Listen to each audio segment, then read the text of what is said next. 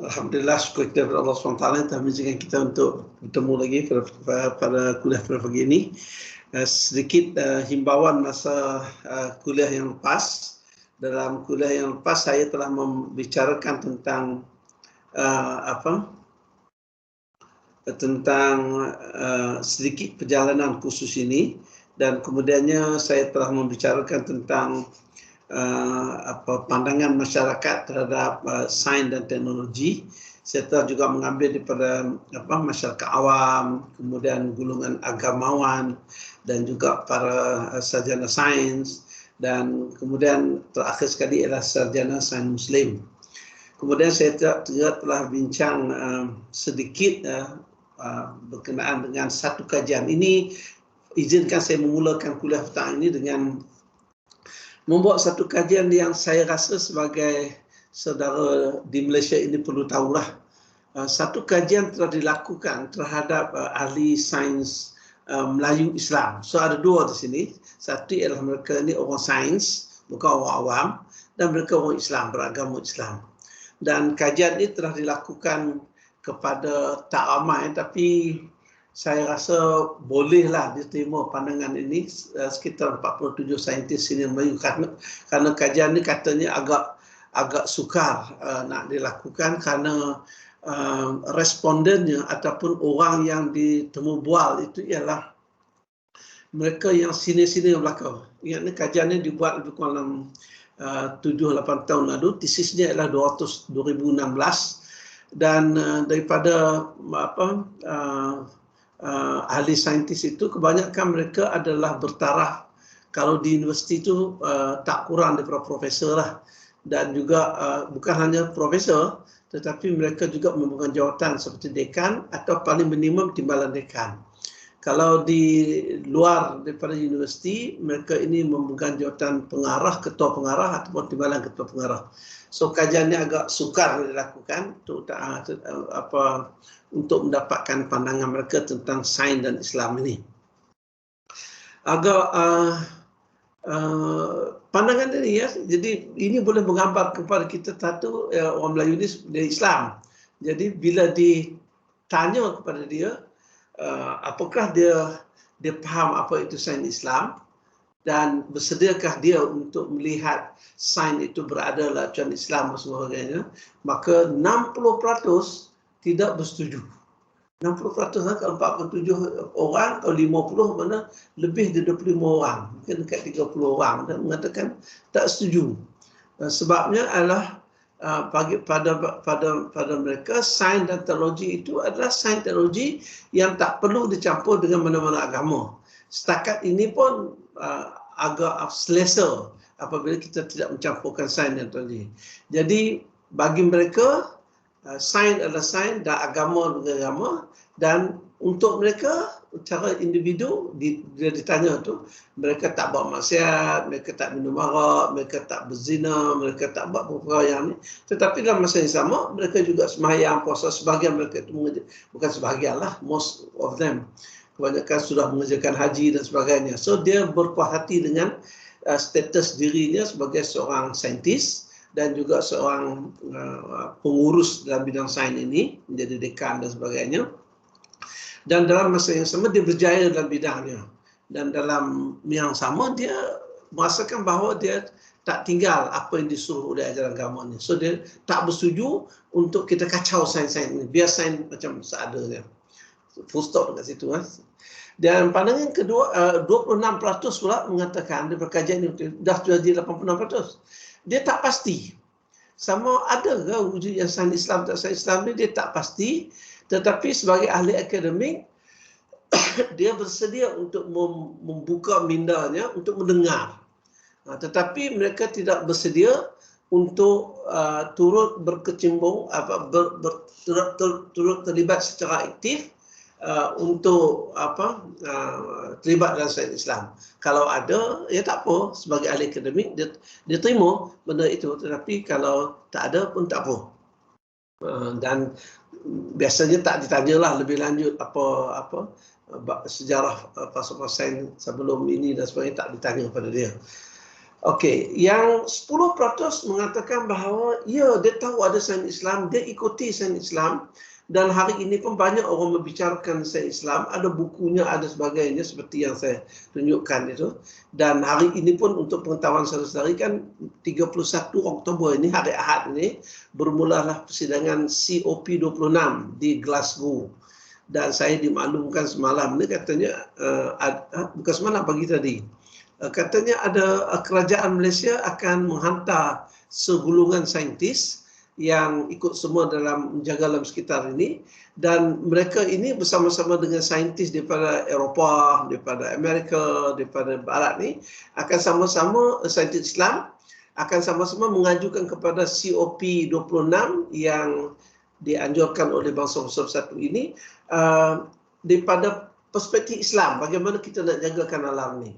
Jadi maknanya sudah ada kumpulan ahli sains Islam ini di peringkat antarabangsa yang bersedia untuk membuat satu chapter berkenaan dengan bagaimana Islam menyelesaikan isu alam sekitar hari ini. Jadi mereka ini simpati dengan sains, dan mereka ini bersedia untuk mendengar, dan mereka ini bersedia untuk turut terlibat bersama, tetapi caranya macam itulah. Dan hanya kalau kita lihat lebih kurang dalam 4% saja, maknanya daripada 100 orang hanya 4 orang saja yang bersetuju supaya adanya sains Islam ini.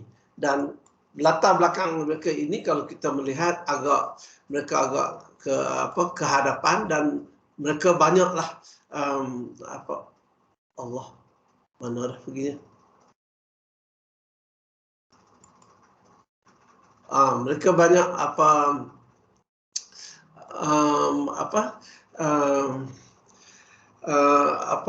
terlibat dengan sains secara langsung. Itu mereka menggunakan pendekatan tasawur ataupun pendekatan epistemologi Islam.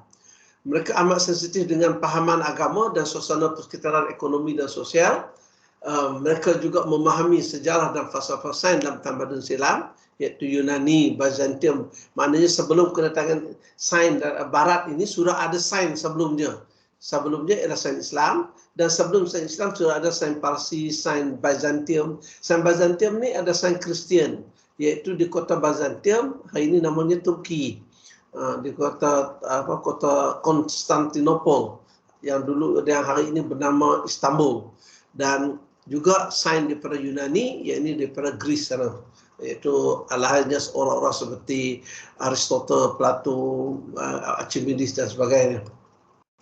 Kemudian mereka memahami juga sejarah falsafah yang dibangun oleh umat Islam, dan mereka ini ingin melihat supaya bukan tak lihat bahawa sains itu berada di dalam acuan nilai Islam sebagaimana yang dibangun sebelum ini. Sebab orang Barat ni sebenarnya, orang yang sekular ini, mereka berhadapan, nanti saya bincang, mereka berhadapan dengan suatu suasana yang agak tidak membantu apabila berhadapan dengan golongan gereja. Contohnya adalah Galileo Galilei, nanti saya akan cerita dengan detail. So ini adalah pandangan sebagainya itu.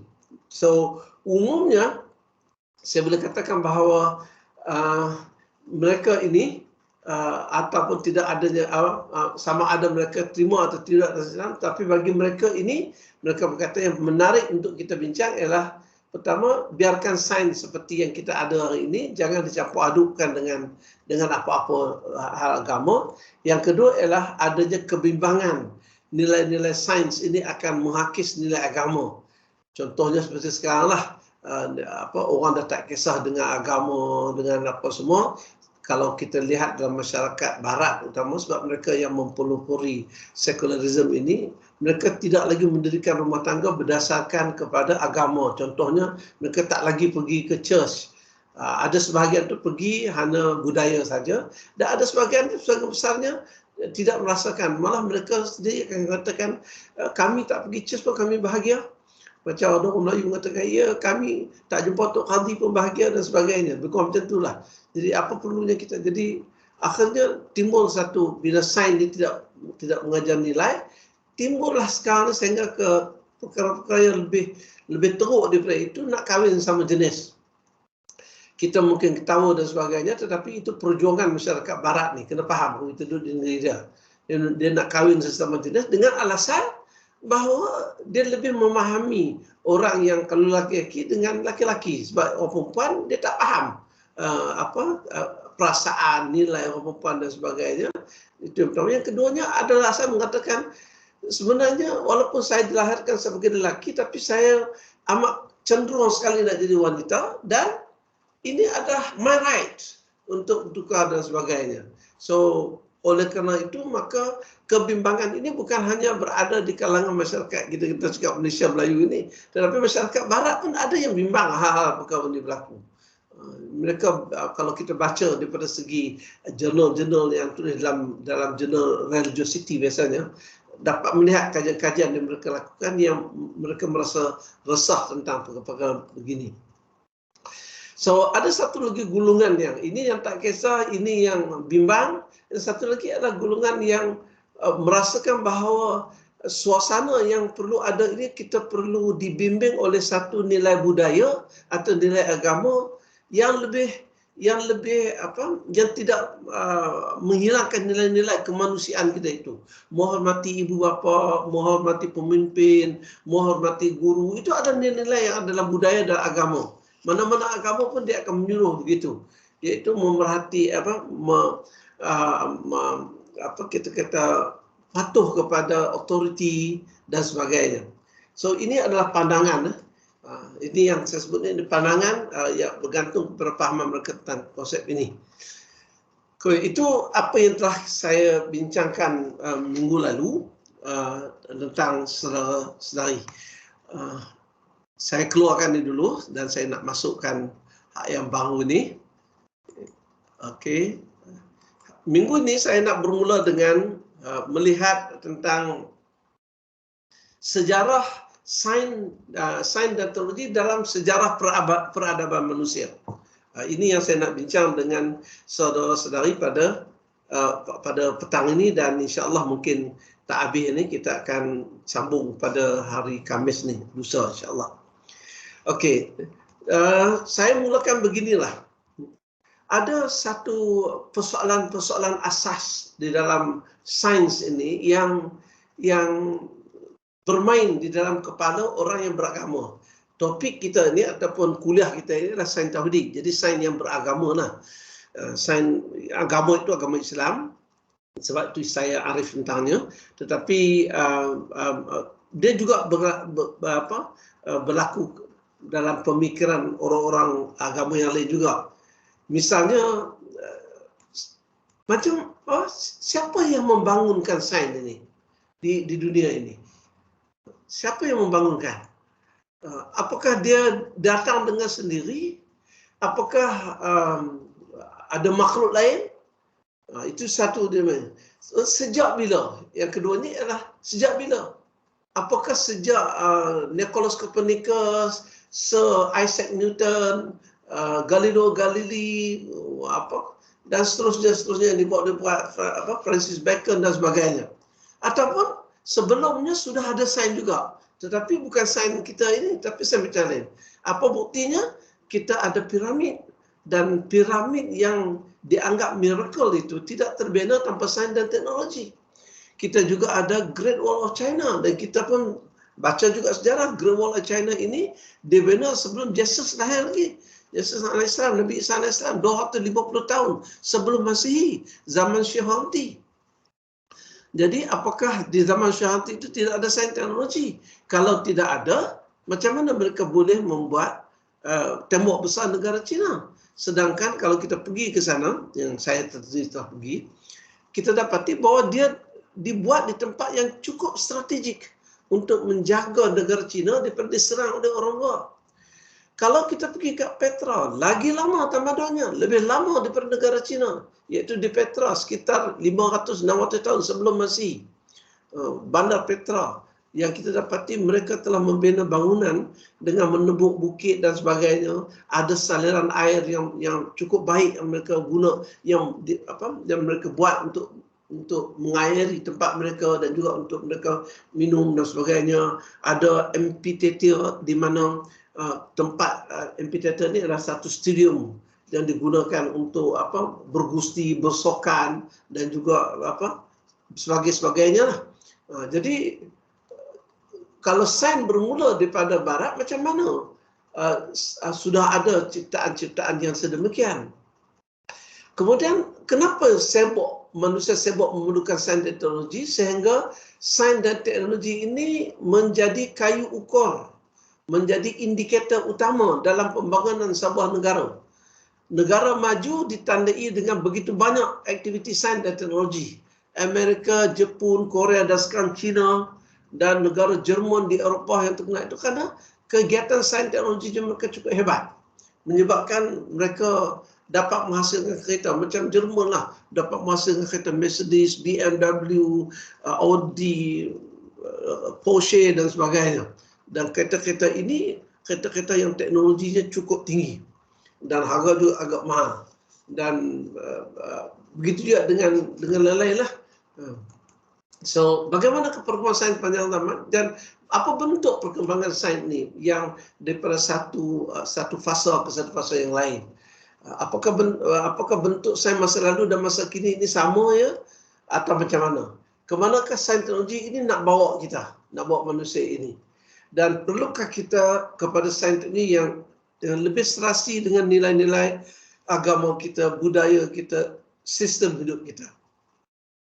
Kemudian kita juga nak tanya kepada orang-orang yang kononnya lah, orang-orang yang beragama ini, apakah agama itu hanya terbatas kepada aktiviti-aktiviti ritual, sembahyang, puasa, zakat, haji saja, ataupun pergi ke jumpa Tok Kong, pergi sembah Tok Kong, ataupun pergi kuil dan sebagainya. Ketika dia di kuil maka beragama dia. Di luar daripada kuil dia tak beragama lagi. Apakah agama hanya terbatas pada aktiviti-aktiviti yang sedemikian saja? So saya harap ini kuliah saya slide ini yang agak banyak ada 44 slide ni akan dapat menerangkan atau dapat saya bincangkan dengan saudari. Okey, kita pergi kepada perbincangan utama. Pertama, kalau kita lihat dari segi, nanti kita akan bincang lebih detail lagi, tapi buat kita kata pendahuluan pada ketika ini. Kalau kita renung-renung, kita tengok-tengok, kita pandang-pandang, kita dapati yang membina sains dan teknologi ini manusia saja. Makhluk lain, kambing pun tak, kambing makan rumput. Kambing makan macam-macam lah sayuran, tapi dia tak bela, dia tak tanam rumput tu untuk dia makan. Dia makan yang dah disediakan Allah, disediakan Tuhan pada dia. Harimau makan kita rusa lah, ataupun arnab ke apa ke yang ditunjuk oleh National Geographic. Tapi dia tak pernah pelihara binatang ini, dia makan dia. Dia makan yang ada, dan sekiranya sumber makanan ini ditiadakan, dia mati atau dia akan pindah dari situ. Ada satu ketika tu di Afrika kan dia orang nak buang semua singa dan sebagainya ini sebab mengganggu tanaman dan juga binatang peliharaan orang Afrika ni. So dia orang bunuh binatang tu, dan akhirnya didapati bahawa tumbuhan dengan tanah banyak dan arnab apa semua jenis, dan dia rosak juga makanan. Sebab tidak ada harimau yang makan arnab, yang makan kita kata rusa dan sebagainya, yang memakan tumbuhan ini, dan akhirnya mereka pun juga ada masalah. Dan akhirnya mereka pelihara balik singa supaya ekosistem itu berada dalam keadaan yang balance, berada dalam keadaan seimbang. So kalau kita lihat di sini, siapa yang membangunkan sains teknologi ini? Jawapannya hanya manusia saja. Sebab pertama sekali, manusia ini kalau kita lihat, dia memerlukan lebih daripada apa yang diperlukan oleh binatang. Saya bagi contoh. Binatang dia makan padi. Padi itu dah disediakan oleh Allah kepada dia. Dia makan apa saja yang disebut tadi. Tapi manusia dia tak makan padi untuk membesar. Tak ada manusia dalam dunia ni yang makan padi. Yang dia makan adalah nasi. Tapi nasi itu tak boleh ada kalau padi tadi tak ditukar menjadi beras. Jadi proses untuk menukar padi menjadi beras itu perlu kepada sains dan teknologi. Maksud saya perlu memahami proses macam mana kulit padi tadi yang disebut sebagai hampa tadi boleh dikeringkan, dan kemudiannya bila masuk ke dalam kelang padi, ada kelang padi itu ada roller yang dibuat bergetar, maka dia akan terhimpit dan ada 3 roller, dan dia akan kulit padi hampa dia akan terpecah, dan bila masuk di bawah dianginkan, dan oleh kerana hampa padi itu ringan, maka hampa tadi akan ditiup oleh angin tapi berasnya turun. Dan kita dapat beras. Dan untuk melakukan ini kerja manusia. Mengkaji tentang sifat padi tadi, kemudian kena panas dia dulu, kena keringkan dia dulu, kemudian masukkan ke dalam mesin ini. Kemudian daripada beras ini pun, kita manusia tak makan beras. Kita makan nasi. Dan nasi itu jadi kerana kita didihkan nasi tadi dengan, atau kita masak nasi dengan air, kita rebus dulu sehingga menggelegak. Tetapi bila dia dah menggelegak, tak boleh juga nanti jadi bubur. Dia kena disejukkan pula, api itu dipadamkan. Dan bila api itu dipadamkan, nasi itu sikit demi sikit akan keluar jadi nasi. Dia tak jadi muai ataupun dia tak jadi bubur. Jadi manusia kaji, dan apabila manusia mengkaji ini, maka dia dapat mencipta periuk nasi elektrik. Dan hari ini kita tak fikir benar. Tapi zaman saya dulu, saya dah berumur ni, ketika kita menggunakan periuk api yang menggunakan kayu untuk memanaskannya, kita kena keluarkan kayu tu. Kalau tidak, hangit nasi. Jadi maknanya, untuk kita makan nasi saja, kita perlukan sains. Sains bagaimana padi tadi dapat ditukar menjadi beras, dan beras ditukar menjadi nasi. Sedangkan binatang-binatang lain, dia makan apa saja yang dah ada, dia makan. Tak ada makanan tu dia berpindah. Dan akhirnya dia mati kan. Yang ada dia akan pindah semua. Begitu juga dengan tututan lain. Lembu, kambing, mana pakai baju? Kita kena pakai baju. Kalau manusia tak pakai baju, tak kira agama apalah. Tak kira manusia apa sajalah. Saya fikir orang gila pun pakai baju. Jadi, untuk menutup aurat atau untuk pakai baju, kita perlukan standar teknologi. Kita pakai kasut. Lembu tak pakai kasut, kambing tak pakai kasut, ayam lagi tak pakai kasut. Jadi kita perlukan teknologi. Kasut pula ada orang guna untuk jalan, ada untuk bersokan dan sebagainya. Dan semua. Jadi dalam kehidupan kita ni, kalau tanpa sains dan teknologi, kita tak boleh hidup. Jadi siapa yang membina sains teknologi? Jawabnya manusia. Soalannya, siapa manusia ni yang boleh membina sains teknologi? Okey. Sekarang itu sedikit mukadimahnya, saya tak berasa nak detail. Nanti kita akan pergi. So saya dalam ni kuliah ni tak ada dalam semester lalu. Saya cuba nak membincang sedikit sebagai nak melengkapkan Dr. Azhari. Bila saya tak bincang macam ni, saya rasa ada, walaupun tak ada email kepada saya.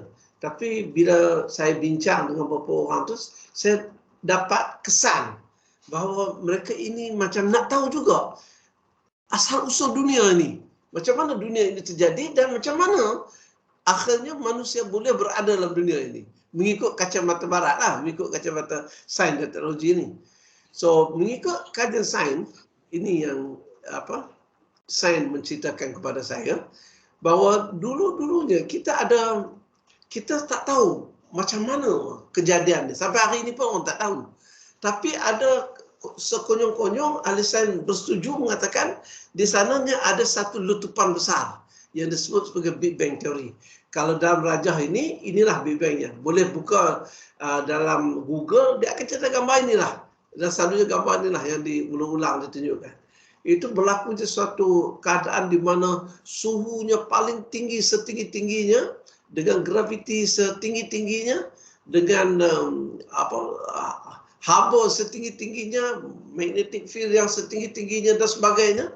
Dan sehingga tiba-tiba timbul satu keadaan yang tak stable. Dalam keadaan macam itu, maka berlaku satu dentuman. Begitu, dentuman yang amat besar. Apakah bunyi ada dia tu? Wallahualam, sebab bunyi takkan bergerak kalau tidak ada medium. Jadi itu juga satu persoalan. Sudah ada medium, itu tak boleh dapat dijawab lah. Jadi ini adalah teori bagaimana kejadian manusia ini. Jadi dia terjadi sekitar 13.77 bilion tahun yang lalu. Lama lah ni. Meletup kat sini. So lebih kurang 380,000 tahun sampai itu baru nampak bentuk sikit-sikit. Dan sekitar 400 juta tahun timbul wujud bulan bintang begini. Dan ini letupan ke seluruh alam ni. ke seluruh sekitarnya. Tapi dia anggap kita ambil yang bagian ni ya, kita konsentrate bagian ni dan kita dapat lihat dia akan terus bergerak dan dia akan menimbulkan objek-objek baru di angkasa raya dan inilah bentuk objek-objek baru yang tumbuh tersebut. So setelah sekian lama maka terjadilah di 13.7 tahun itu, setelah 400 tahun yang kemudian itu maka alam cakrawala ini menunjuk dan membentuk objek yang berada di angkasa raya seperti bintang, seperti macam-macam yang lain lah yang terjadi selepas letupan itu. Kemudian dia berakhir dengan dan pergi sana berakhir dengan ujung dia pergi mana? Dia pergi di sana, energi dia makin lama makin hilang, katanya dia akan masuk ditarik ke satu tempat yang disebut sebagai black hole dan masuk ke lubang hitam itu dia agak berpintar. Kalau orang Islam tentulah dia mengambil inspirasi dari Al-Quran. Ada yang Quran ceritakan tentang hal ini. Tapi kita memerlukan orang-orang yang memang handal dari segi sains astronomi ini, sains tentang kejadian alam ini. Dalam masa yang sama, kita memerlukan ahli tafsir yang mampu mentafsir dengan apa maknanya kalimah ayat itu dengan baik. Kalau tidak mungkin kita akan salah pengertiannya. So, terakhirnya ini itu diceritakan akhirnya kita akan mati di lubang hitam, di black hole itu. Tapi orang tanya black hole itu apa jadi kat belakang? Kemudian katanya black hole itu dia hanya sekejap dia hanya di black hole dia akan keluar pula di belakang black hole keluar sekali lagi. So yang dikatakan Big Bang ni dah tak ada sebenarnya. Ini satu teori yang salah kita. Yang berlaku ialah dia berlaku secara berulang-ulang dan dia akan masuk ke dalam hole itu dan hole ini dinamakan oleh orang-orang ahli astronomi sebagai wormhole ataupun lubang cacing. Kita pun panggil lubang cacing, wormhole kita. So ini lebih kuranglah gambaran tentang kejadian. Manusia kat mana? Manusia tak ada lagi ni. Manusia belum ada lagi. Dan kita pergi kepada manusia je pula. Dan mengikut teori Charles Darwin, ini saya sebut teori barat ni. Dia kata manusia kejadian dah berbilion tahun itu, sekitar 6 juta tahun yang lalu, baru timbul spesies yang pertama. Seperti haiwan yang pertama, sekitar 6 juta tahun yang lalu. Maknanya setelah 13.77 bilion tu, 6 tahun yang lalu baru proses evolusi ini berlaku mengikut Charles Darwin lah. Kemudian kita tahu bahawa spesies ini dia akan melalui proses evolusi dan evolusi yang membentuk menjadi manusia ini kalau kita terima dia punya lah, dia melalui jadi ape, kemudian dia jadi Homo sapiens dan sebagainya. Kemudian bentuk manusia yang pertama yang Homo sapiens itu sekitar lebih kurang 200,000 tahun yang lalu saja. Jadi sebab itu tak mungkinlah kita jumpa fosil yang lebih mengikut teori barat. So lepas tu barulah jadi kita hari ini what is here dan ada ice age-nya iaitu sekitar 24,000 tahun yang lalu. Kalau kita tengok dalam kartun ice age tu, zaman ice tu sekitar 24,000 tahun lalu. Manusia tak pernah kita jumpa penerangan tentang manusia ini kecuali ada satu yang famous. Kita jumpa The Iceman di Skandinavia ke di mana? Sekitar 5,000 tahun yang lalu bila kita buat DNA dan sebagainya. Dan saya sendiri, saya pernah pergi ke negara China tahun 1987 di Anhui Province. Kami telah ditunjukkan kumpulan ini tentang satu muzium yang terdapat satu, bukan mami tapi manusia tetapi yang mati dalam ais, dia jadi badan dia kekal sampai sekarang ini dalam bentuk tubuh yang nampak dagingnya itu, tapi sudah kering lah, sekitar 3,000 tahun yang lalu. Dan saya terbaca bahawa Perak Man claim dipakaji bahawa sekitar 6,500 tahun yang lalu. Jadi inilah umur. Jadi manusia ini makhluk yang baru. Sebelum ada manusia ini sudah ada makhluk-makhluk yang lain. So sekarang saya nak pergi himbau sikit apa pandangan daripada Al-Quran ini, siapa manusia ini sebenarnya? So saya kena mengakui bahawa saya bukan mufassir dan saya tidak fasih berbahasa Arab. Fasih maknanya memahami lenggok selok belok bahasa Arab ni, bahasa Melayu pun kita tak faham dengan sepenuhnya. Apatah lagi nak memahami ayat Quran kan. Tetapi Al-Quran ni perlu dibaca. Saya hanya berdasarkan pada tafsiran orang yang lain. Nanti saya akan sebutkan sini. Of course, di Malaysia ini kalau kita nak buka tafsir Al-Quran yang otentik, yang diterima pakai ialah yang diterbitkan oleh JAKIM, iaitu Abdullah Besmeh. Ataupun kita boleh buka lah yang diterima yang Indonesia itu. Yang Indonesia, Jawatankuasa Majlis Agama Islam Indonesia, yang sekarang sudah ada dalam bahasa Melayu yang agak baik. Dan kita juga boleh baca satu lagi tafsir oleh Hamka yang diterima. Jadi kalau nak baca tu biarlah baca buku yang otentik yang diterima oleh para ilmuannya. So mengikut ayat Quran ini, pertama sekali manusia ini adalah khalifah Allah. Dengan ayat Quran ini, wa iz qala rabbuka lil malaikati inni ja'ilul fil ardi khalifah. Kemudian dan ingatlah ketika Tuhanmu berkata kepada malaikat bahawa sesungguhnya aku, ini Allah, hendak menjadikan seorang khalifah di muka bumi. Inni ja'ilul fil ardi khalifah. Inni ja'ilul, sesungguhnya aku ja'ilul, menurunkan fil ard, di atas muka bumi ini khalifah. Maka mereka bertanya, siapa bertanya ini? Malaikat dia. Adakah qalu ataj'al fiha man yufsidu fiha wa yasfiku dima'a wa nahnu nusabbihu bihamdika wa nuqaddisu lak. Qala inni a'lamu ma la ta'lamun. Lalu Allah Ta'ala, adakah engkau hendak menjadikan, jadi di sini bukan dialog negatif, kena ingat, maksud negatif ialah seolah-olahnya malaikat nak bantah perintah Allah ni, yang mengatakan dia lebih baik, bukan. Itu maksud saya. Sebab malaikat jauh daripada sifat-sifat yang demikian. So hanya sekadar nak tahu kenapa bumi yang telah sedia ada tadi yang saya sebut, jadi kalaulah benar kajian saintis itu tolak Charles Darwinnya tentang manusia, kita jadi 13,77 bilion tahun yang lalu, sekitar 6 juta tahun ada hidupannya, sekitar 200,000 tahun itu ada spesiesnya yang menjadi, dan manusia sekitar 20,200 tahun yang lepas.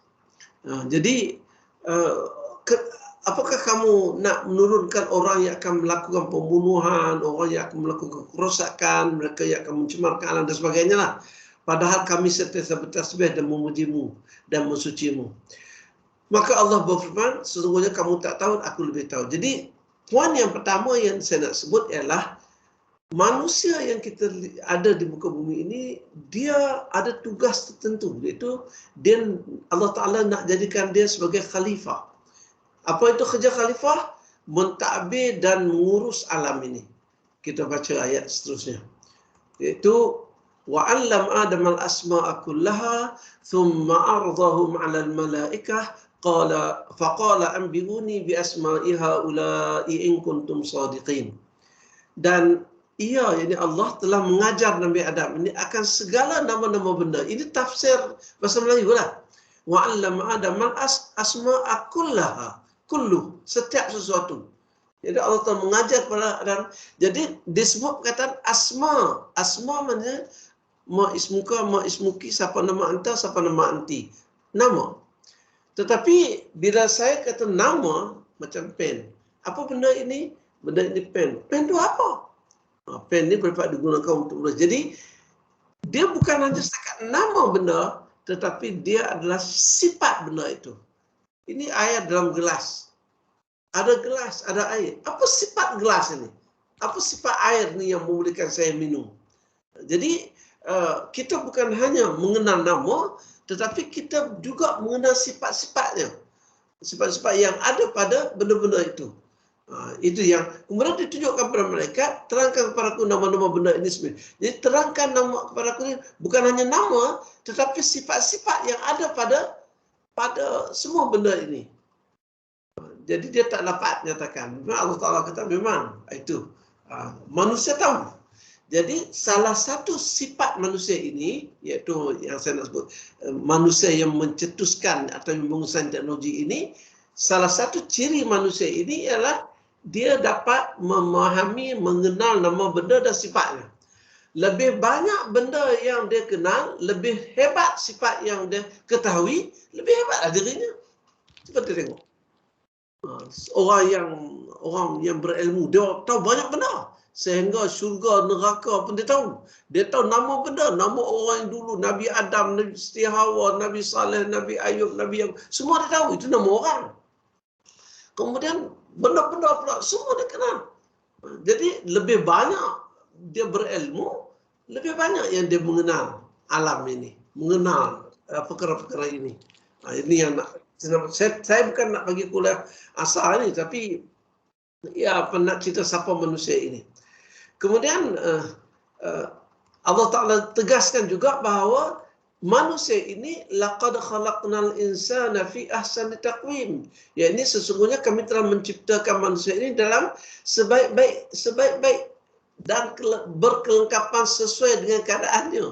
Ini tafsir yang diberi oleh Abdullah Bismih tadi yang ditirah oleh Jakim. Jadi kita adalah makhluk yang sebaik-baiknya. Jadi bila orang kata kita berasal, bukan kita tak boleh belajar monyet, tapi manusia ini keturunan daripada monyet, itu kita terasa bahawa nilai kemanusiaan kita itu jatuh. Seolah-olah kita dihina. Sebab itu saya tak nak polemik. Sebab itu bila orang isu polemik baru ini, dan saya tak nak terlibat pun dengan politik sebab saya bukan tak minat, sebab saya ambil keputusan nak jadi ahli akademik dan saya nak menilai sesuatu itu dari segi aspek akademik. Kenapa orang Melayu agak sensitif bila hasilkan Arab bernama Timah? Oh, dia orang kata macam-macam nama ada sebut. Dialah kamu bising, kita tahu lah ni. Sebab Timah itu ialah bahasa Melayu. Dan orang Melayu ini adalah orang yang beragama Islam. Jadi tak kira lah Timah itu dirujuk kepada Fatimah ke apa-apa semua. Dia feel insult. Dia rasa, insult. Dia rasa macam dihina apabila sesuatu yang diharamkan kepada dia meminum, menjual, serve. Mereka yang serve Arab pun dapat dosa yang sama. Tiba-tiba diasosiatkan dengan dia. Jadi dia memang rasa hina. Rasa hina. Jadi yang ini orang tak ambil kira. Dia anggap, oh kita ni serupa, kita ni. Ya, sebab kita tak kisah. Tapi kalau orang tu kisah bahawa kita ni beragama Islam, tapi kemudian dihina begitu sekali. Benda yang diharamkan itu tentang orang Melayu Islam yang ada juga yang menolak. Ya, saya tak dapat nafikan, mungkin ada. Tetapi perbuatan itu orang Melayu tak terima, orang Islam. Sebab Melayu itu Islam. Dia tak boleh terima. Kemudian Allah Ta'ala ceritakan juga skor kata. Jadi just nak menerangkan polemik baru ini, kenapa jadi isu begitu. Kalau kita saudara tengok dalam penulisan saya, ada penulisan orang, orang ni agak kuno kampung, hari ini orang dah guna dalam bahasa Arab. Dan memang orang Arab tak ada pun, tak semua orang Arab Islam. Ada Arab yang Kristian, ada Arab yang ada agama abangan pun dan sebagainya. Pakai jubah juga. Kalau kita tengok orang di Iran yang agama Zoroaster itu, dia pakai jubah juga. Sebab saya bertemu sebab saya dah pergi tempat tu di Iran di mana mereka kumpul dan api itu menyala, dan mereka mengatakan api ini sejak dulu lah, tak tahu bila, sejak zaman sebelum Islam lagi. Sebab waktu Rasulullah datang ni, orang Majusi menyembah api ni dah ada pun. Kemudian Allah Ta'ala sebut dalam ayat lain, Allazi ahsana kulla syai'in khalaqah wa bada'a khalqal insan min tin. Ini kan surah As-Sajdah kita baca pada pagi Jumaat. Allazi ahsana kulla syai'in khalaqah, yang menciptakan setiap sesuatu itu dengan sebaik-baiknya. Jadi bila Allah Ta'ala menciptakan sesuatu itu, dia cipta dengan the best. Kalau dia buat buah rambutan ke buah durian, is the best. Kalau kita nak buat yang artificial, tak nak jadi dia. Dan dimulakan kejadian itu manusia yang berasal dari tanah. Wa bada'a khalqal insan min tin. Dia sebut perkataan ini selepas dia menyebut bahawa dia jadikan sesuatu apa itu dengan sebaik-baiknya, kemudian insan dijadikan terang. Mana insan ini juga dijadikan dengan the best yang dijadikan. Itu adalah kejadian manusia. Kemudian kita tengok ayat ini saya nak bawa pada saya. Sebab ini kita pergi dalam pendekatan Islam. Dulu saya tak bawa ayat ini. Walaqad karramna bani Adam wa hamalnahum fil barri wal bahr wa razaqnahum minat thayyibat wa faddalnahum ala katsirin mimman khalaqna tafdhila. Jadi kalau kita baca walaqad karamna bani Adam, dan sesungguhnya perkataan qad ini ialah macam kepastian begitu. Qad aflaha man zakkaha. Beruntunglah mereka, qad aflaha man, mereka yang membangunkan, bukan beruntung. Al-falah tu. Al-falah lah, pasti al-falah, pasti menang, pasti berjaya, pasti bahagia, pasti hebat orang-orang yang membangunkan rohnya, dan kecundanglah, kecewalah, gagallah mereka yang mengotorinya. Ini qad itu. Jadi qad ini sesungguhnya kami telah karena itu memuliakan Adam itu. Dan kami telah beri mereka ini berbagai kenderaan. Maknanya Bani Adam ini dimuliakan satu. Yang kedua, Bani Adam ini dia boleh, di sini dia kata menggunakan, bukan hanya menggunakan, sebab kalau nak guna dia kena buat dulu. Kalau zaman Nabi memanglah dia kena orang guna kuda, unta, keldai, gajah untuk berperang. Jadi dia gunakan saja. Tapi hari ini kereta, kapal, kita buat kapal itu, kita buat kereta itu. We invented, we have the ability to invent. We have the ability to mampu untuk mencipta alat benda-benda ni. Itu hebatnya. Jadi monyet tak boleh buat. Tapi Allah Ta'ala begini. Dan kami telah berikan mereka itu menggunakan berbagai kenderaan di darat dan di laut. Hanya tak sebutnya di udara. Sebab Al-Quran ini datang teman Nabi, tak ada lagi kenderaan di udara. Hari ini di udara pun kita buat. Dengan naik ke bulan, dengan kapal terbangnya, dengan macam-macam bentuknya. Dan kemudian kami telah memberikan warazaqnahum minat thayyibat, diberikan rezeki yang baik-baik daripada yang baik-baik. Jadi yang serta kami lebihkan wa faddalnahum lebih baik dengan selebihnya atas banyak makhluk-makhluk yang telah kami ciptakan. Jadi maknanya kalau kita comparekan dengan makhluk yang lain, manusia ini ada keistimewaan ini. Saya nak sebutkan ini dengan automatically dia telah menolak konsep teori evolusi itu. Seolah-olah kita keturunan daripada binatang. Tak. Kita keturunan yang lebih hebat daripada binatang. Untuk itu, petang ni saya ni tak ada dalam slide ni. Saya nak sebut bahawa cuba saudara-saudari ini yang Muslim lah terutama ni. Saya tahu ada yang bukan Islam lebih khusus ini. Tapi yang Muslim, cuba tengok. Kita dia bukan berasal di dunia ini. Makhluklah memang berasal di makhluk ini, di dunia ini. Kita berasal daripada syurga. Nabi Adam dan Siti Hawa itu dibuat, dibina, dijadikan dalam syurga. Mereka dibenarkan sebebas-bebasnya pergi ke mana-mana saja, memakan apa saja, meminum apa saja, membuat apa saja di syurga itu, hanya kecuali dengan dilarang mendekati satu pokok. Dan mereka duduk di sana.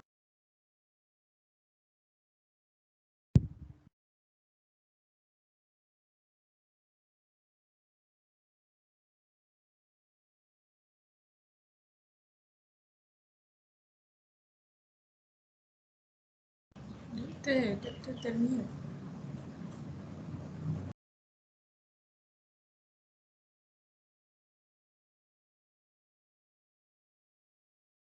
Doktor, minta maaf doktor, kami tak dengar suara. Doktor termute. Doktor termute doktor. Okey. Terima kasih. Saya doktor pusing-pusing itu kenal ni. Okey. Terima kasih. Jadi satu lagi yang perlu kita ingat ialah kita bukan dijadikan di dunia ini, kita dijadikan di syurga.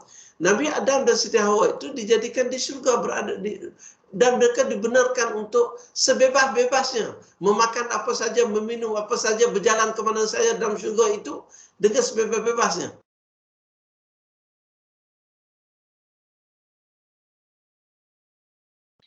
Datuk, sekali lagi Datuk, termute.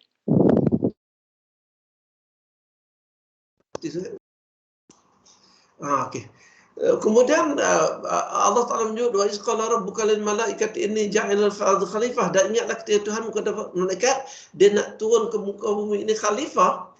Dan bila Nabi Adam dan Siti Hawa diturunkan, katanya Nabi Adam turun di Ceylon ke India dan Siti Hawa turun ke Jeddah dan mereka bertemu di Jabal Rahmah, dan di dunia ini mereka melahirkan zuriat mereka, saudara-saudari saya sendiri dan semua. So, dengan kata lain, kita ini adalah the elements yang ada dalam tubuh kita ini. Dia punya elemen itu adalah elemen dari syurga, bukan elemen daripada binatang dalam spesies di dunia ini. Semua kita sama ada anak halal ke anak haram ke, minta maaf lah, anak yang zina ke apa ke, keturunan itu. Sebab tak mungkin lahir keturunan apa lain ini kalau tidak lahir daripada zuriat ini. Jadi zuriat kita ini asalnya adalah daripada syurga. Dan kemudian kita diturunkan ke muka bumi ini untuk menjadi khalifah Allah, mengurus pentadbirnya, dan kita akan kembali. Sebab tu alam dalam Islam, perkataan Al-Quran pun disebut alamin. Alhamdulillahirabbil alamin. Alamin itu makna jamak, banyak alam, bukan alam ni. Jadi sebab banyak mufasir dia tak bincang tentang, dia sebut tentang Rabb, dia bincang, Alhamdulillah dia bincang, cukup panjang bincang. Alhamdulillahirabbil alamin tu dia punya tafsir Alhamdulillah cukup panjang. Kemudian Rabbnya, rububiyahnya, uluhiyahnya semua. Tetapi alam dia tidak bincang. Jadi kita akan berterus, kita akan berada di dunia ini mengambil responsibility sebagai khalifah Allah tadi yang mengurus pentadbir alam, dan kita akan dipertanggungjawabkan dengan apa yang kita uruskan ini. Dan nanti insya-Allah kita akan dibangkitkan balik. Jadi mati itu, kematian itu suatu transition kepada orang Islam. Pada orang lain saya tak tahu agama dia. Jadi saya tak boleh cerita. Dan kita akan harapan kita ialah kita akan kembali ke syurga di mana kita berasal. Itu. So, apa yang saya nak sebutkan dalam kuliah ini adalah kita ada satu potensi, satu wibawa, satu kehebatan, satu capability untuk menjadi khalifah Allah, untuk membangunkan sains dan teknologi. Itu yang penting tu, bangun sains dan teknologi. Okey. Jadi, itu yang saya terang tadi menurut teori Charles Darwin dan menurut urutan gitu. Ada satu lagi pandangan, kalau nak tengok manusia di muka dunia, jangan tengok daripada segi selnya, daripada evolusinya tadi. Tengok daripada apa yang manusia buat, tetapi makhluk lain tak boleh buat. Saya ulangi, tengok apa yang manusia buat, tapi makhluk lain tak boleh buat. Kalau tengok apa yang manusia buat, makhluk lain tak boleh buat, dan kita jumpa apa yang manusia buat ini, itulah manusia. So, apa yang manusia buat? Ini saya ni Jun 2001. Satu kajian yang dibuat oleh ahli arkeologi yang saya baca buku oleh Cotton Canby.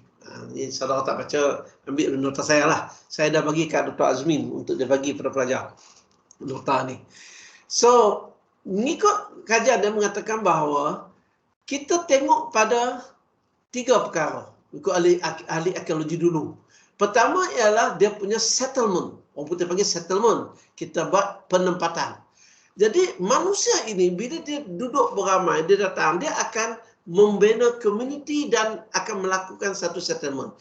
Kuala Lumpur, itu orang kata Kuala Lumpur dibuka oleh apa Yap Alloy lah, apa semua gini. Ini orang datang. Apa sebelum ya orang datang, orang ni tak ada settlement ke ya? Yang duk sebut tu semuanya, Pulau Pinang dibuka oleh Francis Light. Siapa kata? Sebelum Francis Light tu sudah ada orang yang datang. Orang daripada India ada datang, Indian Muslim yang datang ke Pulau Pinang tu, yang membina Masjid Keling dan apa dan sebagainya. Lebih awal daripada Francis Lai. Itu kajian terakhir yang dia buat. So, begitu juga dengan manusia di Diskom. Di Kuala Lumpur misalnya, ialah pertemuan Sungai Kelang dan Sungai Gombak. Kenapa pertemuan antara Sungai Kelang dan Gombak? Sebab dulu-dulunya sungai ini digunakan sebagai tempat untuk mereka bergerak dari tempat ke tempat. So, mereka akan settle di situ. Bila mereka settle, mereka buat rumah, mereka buat sebagainya. Jadi, kita tengoklah kesan-kesan rumah tu. Dan mereka juga, seperti yang telah saya sebut tadi, walaupun dia orang asli ke, orang tak pernah baca buku ke, orang apa semua, dia reti bercucuk tanam. Dan oleh kerana dia reti bercucuk tanam, dia tak cari makanan lautan begitu. Dia bercucuk tanam, dia bela kambing, dia bela ayam. Sebab tu orang tak marah kita sembelih ayam. Sebab ayam itu memang makanan manusia, kambing memang makanan manusia, lembu memang makanan manusia. Tapi ada orang suka makan harimau misalnya, susah lah. Katakanlah ada orang makan, tapi kalau dia minat itu memang jadi mahal satu, dan memang orang akan marah lah sebab harimau pun tak ada dalam dunia ni. So, jadi aktiviti pertanian ini dilihat. Yang ketiganya, setelah mereka buat bangunan, mereka buat penempatan dan juga buat pertanian, mereka membina monumen. Kalau dekat Mesir, ada piramid dan ada sphinx. Kalau di China ada Tiananmen. Kalau ke England ada cathedral sebab mereka agama Kristian ya. Jadi ada dekat Mesir ada sebagai Cleopatra Needle dan macam-macam lagi. Semua tempat. Kalau di Kuala Lumpur, Dr. Mazhar buat Twin Tower, KLIA itu monumen. Di samping dia adalah bangunan di mana sebagai airport, tapi dia adalah monumen, mercu tanda sebuah negara. Oh, di Petra saya pergi pun ada mercu tanda. Pergilah mana-mana peradaban dalam dunia ini, mereka akan ada mercu tanda. Ini dilihat. Hanya terakhir ini, National Geographic telah memberikan grant pendidikan kepada Charles Mann dan untuk mengkaji tentang pengaruh agama kepada pembinaan peradaban. Sebab dulu orang kata, ya dia orang duduk penempatan dan tak ada pun agama, aktiviti agama. Dan agama bukan penentu kepada pembinaan peradaban.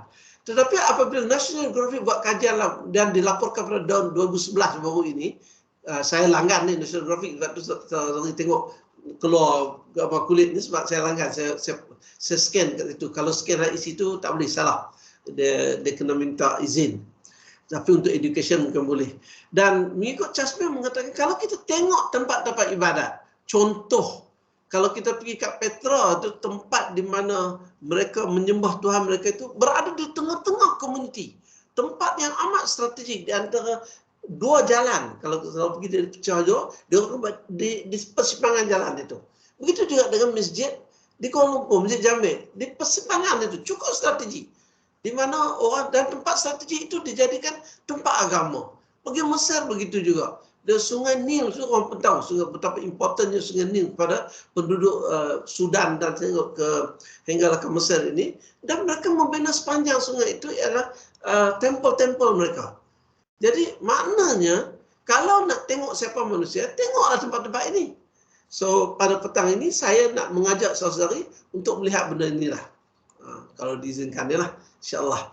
Dan bila dibuat kajian ancient, nak cari asal-usul manusia ni. Jadi kita pergi kepada ancient civilization of the old map, of the old world. Kita tengok inilah tempat. Kalau saudara tengok di England, di Eropah, tak ada. Maknanya sains teknologi tak bermula dengan mereka. Dia bermula ini dengan ini di dekat dekat Gulf ni. Ini dekat Mesir, Sungai Nil. Dan ini juga Mesopotamia ni, Nabi Ibrahim AS.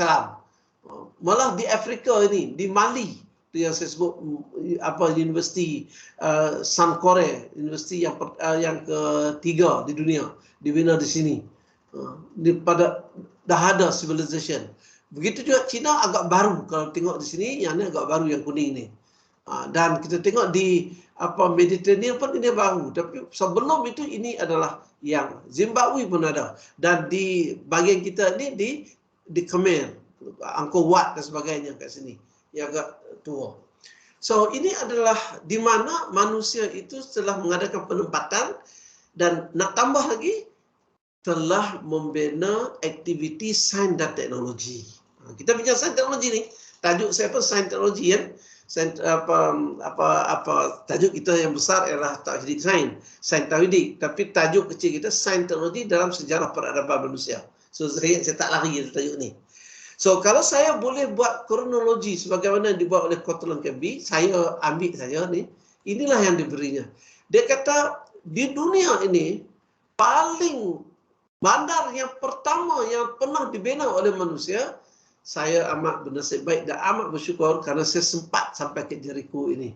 Sekarang menjadi kawasan sebahagian di Israel, terletaknya di bumi Palestin. Iaitu perkampungan awal yang dijumpai ialah di Jericho, yang dibina sekitar 9,600 tahun sebelum Masihi. Itu nanti saya akan tunjuk gambarnya. Katanya di Jepun sudah ada, tapi rekodnya tak dapat dicatat. Kemudian tahun 5,000 Masihi, namanya pun masih diabadikan sampai sekarang. Jericho sampai sekarang, namanya Jericho. Kata Luyuk masih. Kemudian Samara, ini di Iraq sampai hari ini. Halaf, masih. Ubaid, semua ni. Di Iraq, di Mesopotamia ini, namanya ada sampai hari ini. Tak tukar-tukar. Ini adalah sezaman dengan Nabi Ibrahim AS. Namanya Raja Urnamu. Urnamu ni adalah Namrud. Tapi mereka macam disebut Ibnu Sina, Abi Sina. Jadi Urnamu, Ur ni nama tempat, Salin Urfa di Turki. Kalau kita pergi ke Turki, orang Turki panggil tempat ini Urfa. Tapi kalau kita tengok dekat airport, dia akan tulis, the next flight is Salin Urfa. Itu kena dengarlah, hati-hati. Dan orang di sini panggil Ur saja. Jadi kerajaan Ur sezaman dengan Nabi Ibrahim AS. Kemudian pembentukan negara Assyria, semua ni. Di barat masih gelap. Kemudian kita pergi seterusnya. Permulaan agama Yahudi ialah Nabi Musa AS. Kemudian kota Persepolis ini di Iran. Ptolemy di Mesir. Ini baru mula tamadun Yunani di sini. Yang tamadun ni kita tak tahu siapa hero-nya, nama orang tak kenal. Selain daripada nama Nabi, ya, itu pun dibuat anggaran saja apabila ahli arkeologi kajinya. Kemudian di negeri Timur, sudah adalah, itu yang saya sebut tadi, tembok besar negeri Cina. Sekitar 250 kan, 206 hingga 220 tahun sebelum lahirnya Nabi Isa AS. Kemudian agama Buddha juga dilahirkan dengan Taoism dan sebagainya, lebih awal daripada Nabi Isa AS.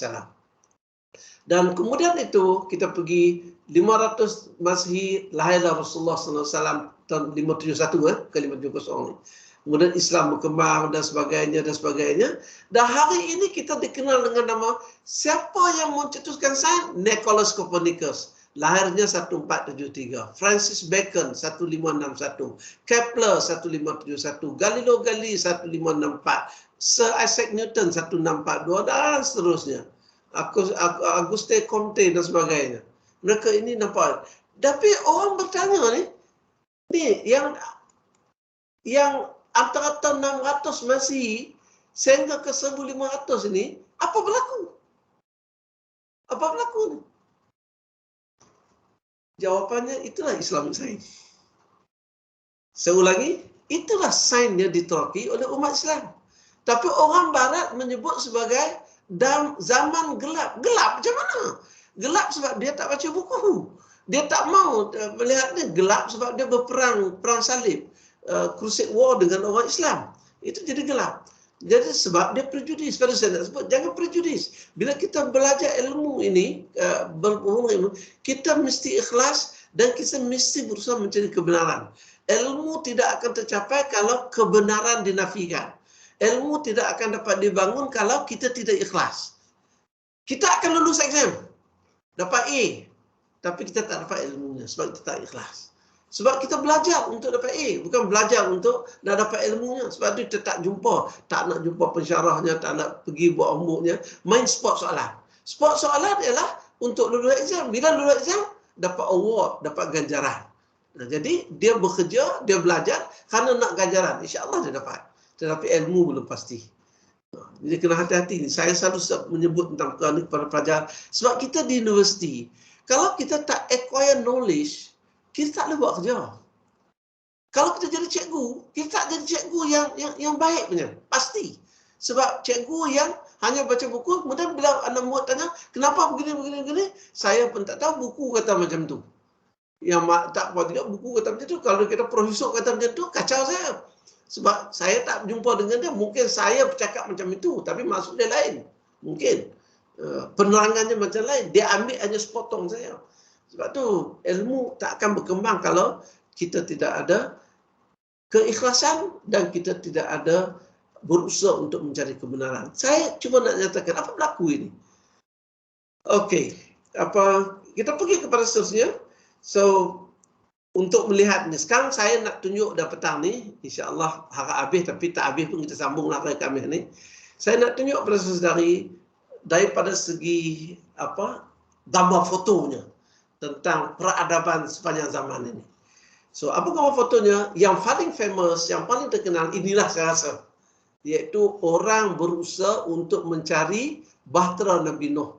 Bukan orang Islam saja, tak Islam pun. Sebab ada dalam kitab, Bible, Torah semua ada. Sebab Nabi Nuh ini adalah Nabi yang ketiga. Adam, Idris, Nuh alaihissalam. Dan masuk Nabi Nuh ni, semua umat manusia dia terhapus, tinggal yang ada bahtera Nabi Nuh saja. Kemudian lepas itulah yang tu. Jadi very important untuk sebahagian orang lah, termasuk ahli arkeologi. Dan untuk orang kita yang tak rasa penting, tak penting lah. So, diorang kaji ni dah lama, tapi tak jumpa. Katanya banyak cerita-cerita mistik lah.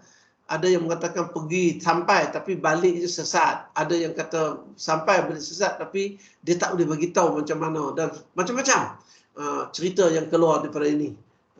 Tapi biasanya lah, dalam bidang akademik, benda-benda macam tu orang tak lapor. Tapi hanya disebut bahawa banyak cerita-cerita yang sebelum ini, cerita-cerita yang bersifat demikian.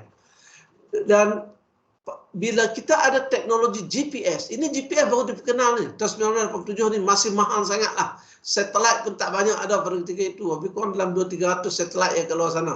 Sekarang dah dekat 2,000 dah satelit dekat luar sana. So, mereka cuba mencari kesan ini daripada satelit dengan kerjasama World Research Institute dengan Universiti Atatürk, dan mereka telah menemuinya di Gunung Ararat, Turki.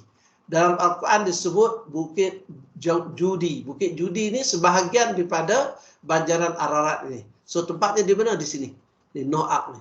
Iaitu dekat sempadan dengan Iran, Turki dan Armenia. Baru ini jadi bergaduh kan negeri ini antara Islam dan dengan jirannya itu. Armenia ni saya masih ingat sebab Sayyidina Osman pernah menghantar Huzaifah Al-Yamani ke sini. Untuk melihat umat Islam yang baru umat Islam ketika itu. Dan inilah tempat yang mereka jumpa, dan kawasan ini amat bergunung sekali. Bayangkan, di situ dia atas gunung, atas bukit. So, nah apa buktinya lagi? Sebenarnya orang cubalah, dah dapat lokasi itu, orang pergi dah dekat, dan sekarang ni inilah image-nya kapal tersebut. Dan ini juga image-nya, pergi dekat lagi.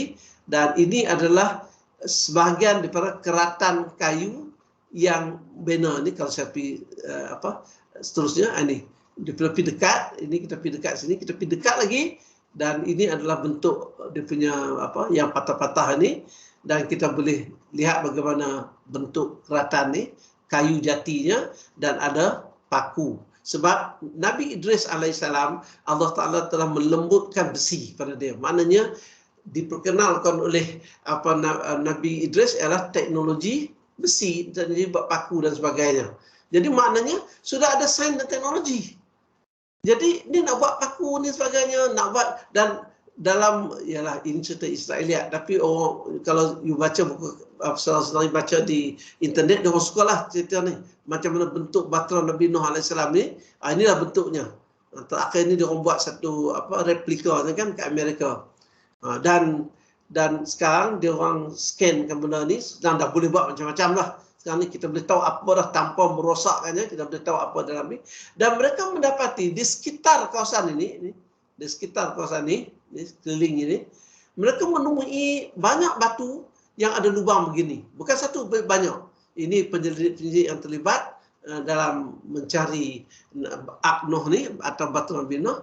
Dan mereka mengatakan bahawa mungkin, ini ceritalah, ketika itu berlaku macam tsunami begitu. Jadi dalam kapal Nabi Nuh ini ada 3 lapis, yang di sini ini ada binatang di bawah sikit binatang liar, ini binatang-binatang seperti kambing, lembu, ini unggas. Dan di atasnya Nabi Nuh menadah air hujan untuk diturunkan dan diberi minuman bawah ni.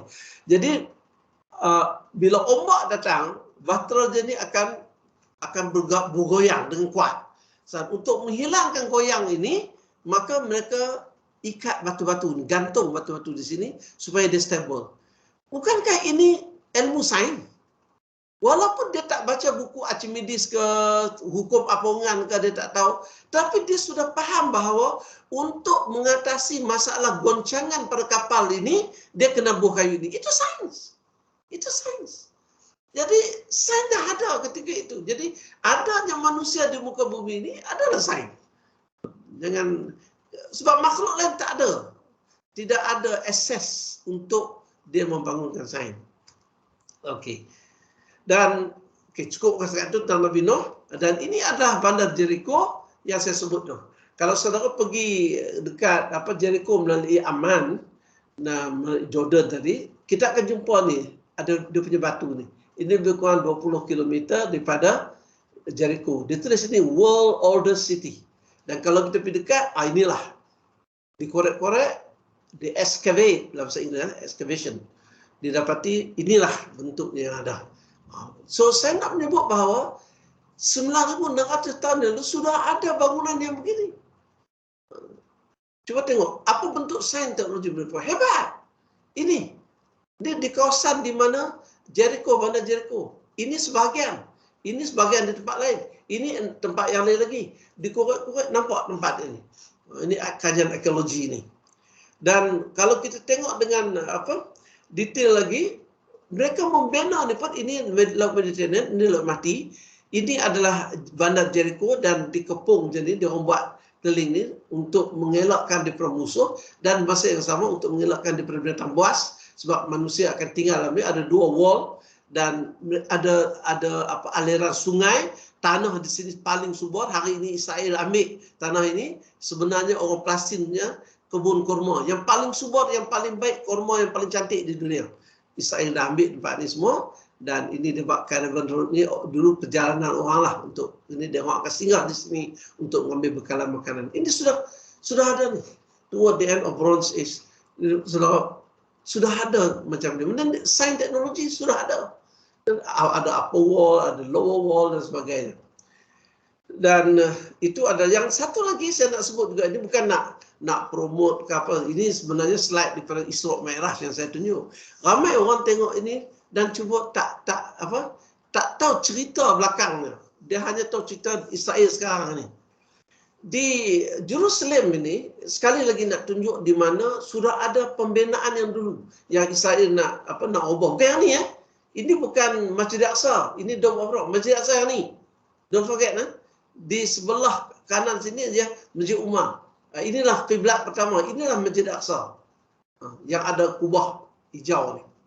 Ini Masjid Aqsa. Dan kawasan ini dibagi 4, 2 untuk Kristian, satu ialah Kristian Armenia, which is yang ni, satu lagi adalah Kristian Nasturah. Mereka ini juga duduk di sini, dan ini kawasan Muslim, dan ini komplek Masjid Aqsa, dan Jus duduk di sini. So ini adalah Jus. So oleh kerana itu mereka nak tebuk bawah ni, bukan nak pergi Dome of Rock, nak pergi ke sini, ke Masjid Aqsa itu. Dan saya nak tunjuk ini satu dan ini satu lagi kot yang confused, sebab ramai orang ingat yang ni. Sebab yang ini dibina oleh Umar Abdul Aziz. Yang ini yang dibina oleh Umar Al-Khattab. Sebab asalnya tempat ini adalah tempat yang dijadikan sebagai sampah, tempat sampah oleh orang-orang Greek, Yunani nama yang duduk di Athena. Diorang cemburi, serang ni macam tentera Abrahah datang kerana melihat Kaabah begitu maju, orang nak semua datang tempuh ke Mekah. Dia cemburui, dia takut orang tak pergi ke tempat dia. Jadi Abraham telah menghantar tenteranya untuk, jadi samalah dengan ni, dia telah hantar dan menyerang dan ini selalu berlaku. So ini juga ada menerit ya di sini. Kemudian macam-macam lah cerita sini. Ini juga dibina, tapi ini bina kemudian replika daripada Dome of Rock ini. Yang dikatakan Masjid Al-Aqsa ini dia ada tingkatnya sikit. Kalau kita, saya tak tahu ada gambar saya ada sini. Ini tak ada, saya dah buang gambar peribadi. Ini kita tengok cara gambarnya. Apa yang saya nak tunjuk? Kalau saudara tengok gambar ni, perhati ada bangunan-bangunan lama ini. Bangunan ini lebih dulu daripada Nabi Isa AS. Sezaman dengan Nabi Ibrahim. Sebab tu saudara tengok ada sini disebut ni apa Solomon Stable ni, Nabi Sulaiman, semua ada cerita dekat sini. Ada Jewish quarters, ada maknanya zaman Sayyidina Umar tu mereka hidup dengan aman harmoni. Orang Kristian, orang Islam, orang Yahudi dan sebagainya. Okey, saya nak potong abang cerita ni, tapi kita pergi pada sains teknologi. Sudah ada sains dan teknologi. Ini orang Yahudi kat sini. Dia orang dinding ni, ini adalah dinding yang remnant daripada Nabi Daud AS yang dijadikan tempat mereka menyembah. Dia orang letak dahi mereka di dinding itu. Sebab dibina, hanya ini saja yang tinggal. Yang lain itu telah dimusnah oleh Allah SWT. Ada ayat Quran kenaan dengan ni. Okey, jadi saya nak menyebut ini bahawa sudah ada sains dan teknologi. Pada tahun 630 Masih, Rasulullah wafat 632. 634, 635 begitu, Sayyidina Abu Bakar mentah 2 tahun 8 bulan ya. Umar ambil 635, 637 dia dah bina ni. Umar 10 tahun dia menjadi khalifah. So, ini Masjid Al-Aqsa yang saya sebut tadi. Ini Masjid Al-Aqsa, ini ada tinggi sikit. Ada pembahagi ni. Yang orang nak pergi semayang di sinilah. Okey, ini adalah di Temple Zuhrat yang saya sebut tadi, di Urnamu sekitar 2100 tahun, sudah ada pembinaan. Dan saudara-saudari juga faham bahawa nak mendapatkan emas, ini sesuatu yang bukan mudah. Dan emas kan, tengok dalam National Geographic di Yukon yang Dr. Jimah tu, nak dapat 1 gram emas, 1 ounce macam susah. Tapi di zaman Nabi Ibrahim, mereka dah bina motabot. Ini motabot. Motabot ni macam topi yang saudara pakai untuk convocation tu. Tapi ini topi juga dibuat daripada emas. Dipakai ketika Raja Namrud ini melantik menteri-menterinya. So mereka akan pakai. Ini bukan pakai balik rumah pergi tidur. Ada pakai waktu upacara rasmi tersebut. Jadi menteri-menteri yang dilantik oleh Raja Namrud ni akan memakai topi yang dibuat dari emas ni, kemudian pulangkan baliklah upacara rasminya. Dan mereka juga jumpa ini. Ini saya ambil gambar ni di museum dekat London, di Science Museum di London, dan tinggi dia kira-kira 2 kaki saja, tetapi dia disalut oleh emas. Kambing ini yang disalut oleh emas. Bayangkan nak dapat emas pun susah ketika itu. Bayangkan teknologi mereka ada, tapi mereka dah dapat mengeluarkan emas daripada bumi mereka ni. Dan ini adalah satu satu mangkuk yang digunakan untuk milking untuk susu. Dan kalau di sini ada gambar kambing ya, ini kambing dan ini kepala kambing. So dia digunakan untuk mengisi susu kambing yang akan dijamu kepada majlis tersebut, raja-raja ni. So raja-raja biasanya kita pun gelas pun cantik. So tempat minum pun cantik. Dulu cantik dibuat daripada marmar lah, marble. Okey. Jadi sudah ada. Kalau sudah ada, maknanya sudah ada sains dan teknologi. Itu yang saya nak sebut. Kesimpulannya sudah ada sains dan teknologi. Ini adalah cerita Nabi Ibrahim juga, di mana ini ada yang mengatakan bahawa ini Turki saja buat, tapi ada yang mengatakan ini benar, wallahu a'lam yang betul, tapi boleh baca lah dekat sini, di mana Nabi Ibrahim telah dicampak ke dalam api dan unggun apinya di sini, di sebelah sini. Dan ini ada satu tasik, wallahu a'lam, kita tanya ada banyak ikan di sini tapi tak ada seorang pun yang ambil ikan di sini, dan ikan sini dibiarkan begitu saja, dan ada orang bagi makan dan sebagainya. So ini adalah tempat di mana Nabi Ibrahim jatuh daripada campak dalam api tersebut. Oleh kerana Nabi Ibrahim ini penghulu pada nabi-nabi yang dia juga pengikut Nabi Musa, Nabi Yakub, Nabi Isa, Nabi Muhammad, maka kita tengok ada chapelnya, ada apa, tempat sembahan orang Yahudi kat sebelah sini. Dan ada juga dulunya musallah, tapi katanya tak digunakan. Hanya kerajaan Turki ini di belakang ni ada minaret. Minaret ni dah masjid. So, lebih kurang 200 meter dari sini, kita berjalan 200-250 gitulah. Kalau kita berjalan ke sini, kita akan sampai di tempat ini. Dan sebelum nak masuk masjid, kita akan bertemu dengan sini dan ditulis di sini, ini adalah tempat lahir Nabi Ibrahim alaihissalam. So saya sempat ambil gambar di sini. Ini apa, orang Malaysia. Tapi ini bukan orang Malaysia. Kebetulan ada air yang mengalir kat situ dan airnya keluar bersih. Dan orang sini macam-macam lah. Air ini dibuat minuman lah, dikata berkat dan sebagainya. Katanya Nabi Ibrahim dilahirkan dalam. Di ini ada kacau, tak boleh masuk dari kacau. Hanya boleh lihat melalui kacau ini tempat kelahiran Nabi Ibrahim AS. Okey, kita pergi ke seterusnya. Ini adalah satu lagi tinggalan Firaun. Gambar saya tengok masih muda kan. Ini tahun 1996. Masa tu saya sempat untuk masuk ke dalam ini. Dan masa itu free of charge. Saya tak tahu sama ada free of charge ataupun orang kedutaan bayar untuk saya. Wallahualam. Tapi saya tak bayar apa-apa. Kemudian saya masuk ke dalam tempat ini.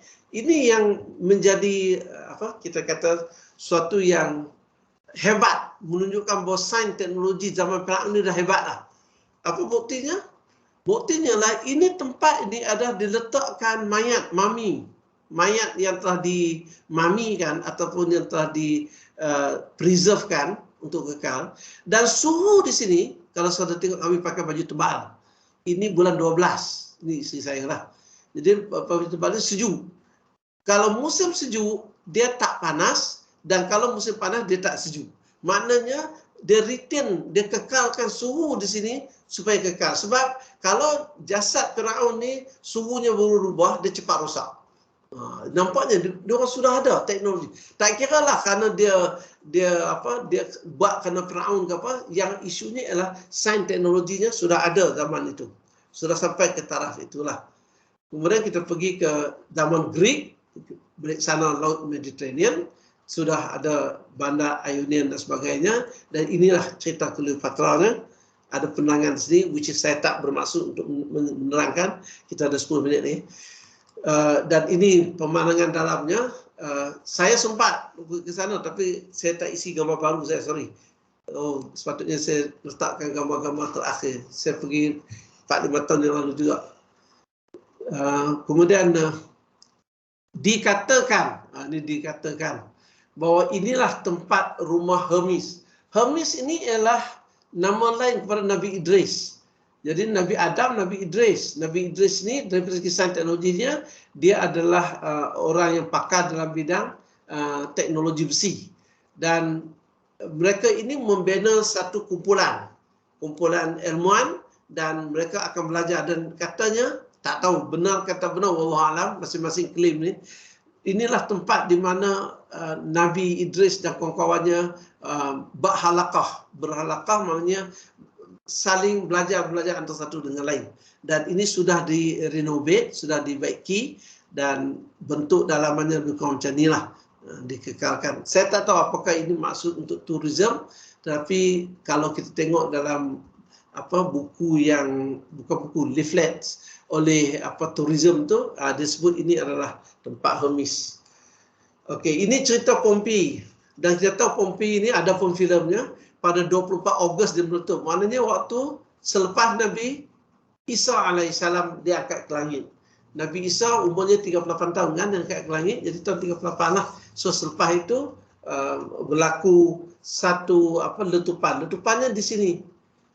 Gunung Vesuvius ini dia meletup di sini, dan bila meletup dan lana di sini terhempap di sini semua, dan sehinggalah abad yang ke-13 ada pencari harta karun, mencari-cari harta lama-lama ini, dikorek-korek dan dijumpa tempat ini.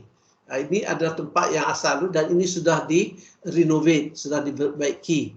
Dan ini pemandangan dalamnya, dan ini adalah sebahagian daripada teknologi yang mereka ada, bagaimana mereka membuat tepung gandum, tepung daripada wheat gandum, dan ini adalah makanan mereka, rotinya, telurnya ada, dan ini menunjukkan bahawa teknologi makanan sudah ada.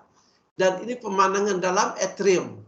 atrium kan, supaya udara masuk dan juga cahaya matahari masuk, dan sudah ada sculpture yang macam ni.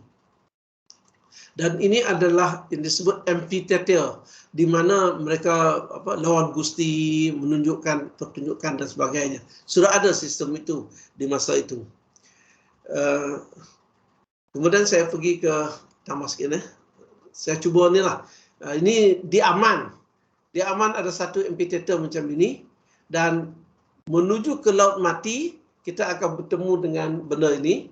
Yang ini adalah yang disebut sebagai Seven Sleepers, tempat Gua Kafi. Dulu saya pergi, pokok ni kecil lagi, ini tahun 1996, dan baru-baru ni bila saya pergi, lebih kurang dalam 1996, 20 tahun kemudian, pokok ni dah besar. Tapi saya tak ada gambar, saya tak tunjuk gambar di sini. Dan ini dalam perjalanan kita juga jumpa lagi amphitheater. Maknanya tamadun mereka sudah hebat. Mereka sudah ada bangunan begini, sudah ada amphitheater, sudah ada macam-macam. Okey, ini saya nak tunjuk student saya lah daripada Libya. Tempatnya Subrata. Dia minta sangat-sangat supaya saya dengan ini Profesor Kemuzaman ni, pengarah SERI, Solar Energy Institute, dan ni kawan kami daripada UK, Chairman of World Renewable Energy Network ni. Dia minta, saya kata boleh buat, boleh pergi, tapi pergi jalan makan angin tak boleh lah, sebab mungkin universiti tak benar kan. Tapi kalau kita buat conference, dalam conference itu kita buatlah waktunya, siapkan satu waktu untuk kita ziarah tempat-tempat sekitar Libya ni, Tripoli. Dan dia bawa ke tempat kediamannya sekitar dalam 50 km begitu, dan kami jumpa tempat ini. Kalau tengok ni tak ada orang. Orang tak ada kan? Kalau dapat kat Malaysia ni jauh jenuh dapat duit ni. Sedangkan saya tengok di Alhambra di Andalusia di Spain, tiket untuk masuk dia 25 euro dia seorang. So 25 euro kali dengan 4 sekarang dekat 5 dah. Dah dekat 100 ringgit lebih satu tiket untuk masuk. So ini adalah, dan ada pelak kat belakang ni yang menunjukkan tarikhnya. Ini sekitar sebelum Masihi. Dan ini adalah gambar di Busra. Busra ini ialah di Syria. Dan disebut juga nama dalam istilahnya sebagai Palmyra. Palmyra ini ialah satu, Busra adalah kita tahu dan cerita Islam, iaitu Rasulullah pernah membawa barang dagangan Siti Khadijah, dan katanya dia barangnya di kawasan sinilah yang di Rasulullah jaga. Tapi tempat spesifik tak tahu. Tapi di luar, sebab ini dalam ni bangunan kan sudah runtuh kerana gempa bumi, dan ini bangun dalam bangunan. Rasulullah menjaga di pinggir jalan ini. Dan di ujung ni ada masjid yang Sayyidina Umar buat untuk orang pergi haji, dan orang singgah juga untuk makan, minum, dan juga mandi manda kan.